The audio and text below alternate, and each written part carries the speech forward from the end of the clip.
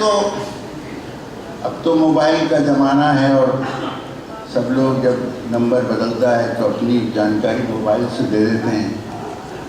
ये थोड़ी पुरानी ढंग से की कविता है, जब फ़ोन नंबर बदल जाने की इत्तला पोस्ट कार्डों से दी जाती है।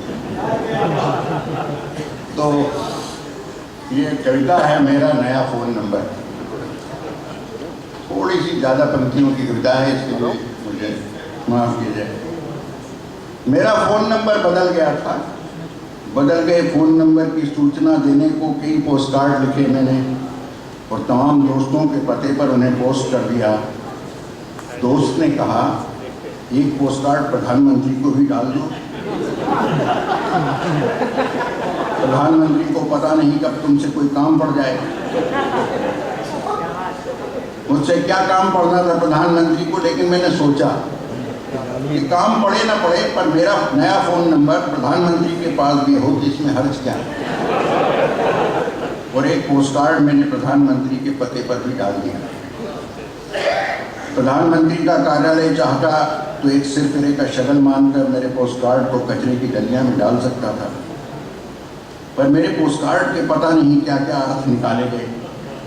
समय ही ऐसा था कि छोटी से छोटी बात को भी संदेह की नज़र से देखा जाता था। मुश्किल से हफ्ता भी नहीं बीता होगा कि पुलिस वाले ने मेरा दरवाज़ा खटखटाया और पूछा, आपने ही प्रधानमंत्री को अपना फ़ोन नंबर बदल जाने का पोस्ट कार्ड लिखा था? मैंने स्वीकार में मुंडी हिलाई तो उसने कहा कि चलिए आपको थाने पर बुलाया। मन ही मन कहा मैंने, वाह मेरे प्यारे जनतंत्र वाह, एक नागरिक के साधारण से पोस्ट कार्ड से इतना हड़कम। थानेदार ने मुझे देखते ही दनादन दागे एक के बाद एक कई सवाल। क्या तुम कहीं के कोई अफलातून हो? तुमको अपना फ़ोन नंबर बदल जाने की इत्तला प्रधानमंत्री को देने की क्या जरूरत है? क्या प्रधानमंत्री तुमको व्यक्तिगत रूप से जानते हैं? क्या प्रधानमंत्री तुमसे बातचीत करते हैं?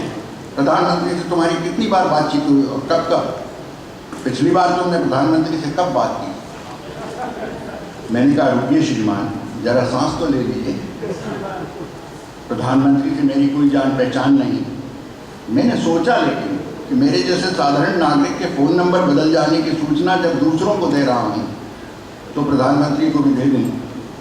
प्रधानमंत्री के पास देश विदेश के तमाम महत्वपूर्ण नंबर होते हैं, तो उनके पास अपने देश के एक साधारण नागरिक का भी फ़ोन नंबर होना चाहिए।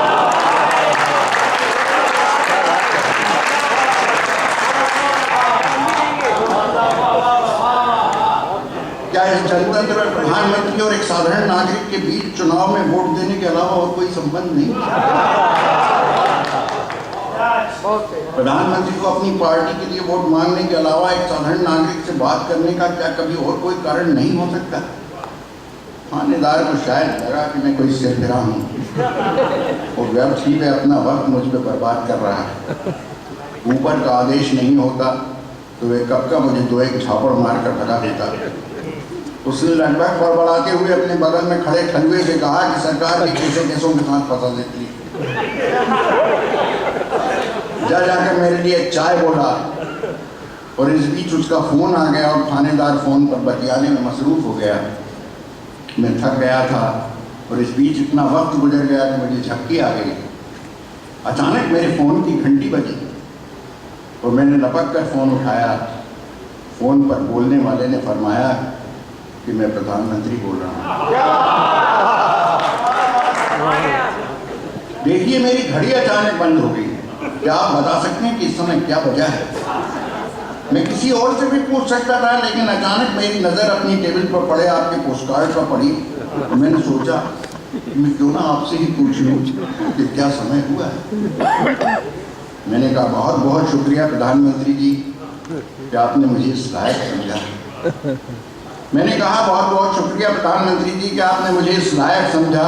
मुझे बेहद खुशी होती है बताते हुए कि इस समय मेरी घड़ी में क्या वजह है, लेकिन इसमें एक समस्या है जो मुझे परेशान कर रही है कि प्रधानमंत्री की घड़ी में और एक साधारण नागरिक की घड़ी में बजने वाला समय क्या एक ही हो सकता है? प्रधानमंत्री की घड़ी में और एक साधारण नागरिक की घड़ी में बजने वाला समय क्या एक ही हो सकता है? क्या किसी ऐसे जनतंत्र की कल्पना हम कर सकते हैं जिसमें सत्ता की घड़ी और जनता की घड़ी का समय एक है? क्या कटाक्ष है। मेरी दिक्कत को थोड़ा बहुत समझ रहे होंगे आप, लेकिन यकीन कीजिए सत्ताएं अपनी घड़ी का समय अपने देश के नागरिकों की घड़ी के समय से कभी नहीं मिलाती और ज़्यादातर गड़बड़ियाँ यहीं से पैदा होती हैं। Very good.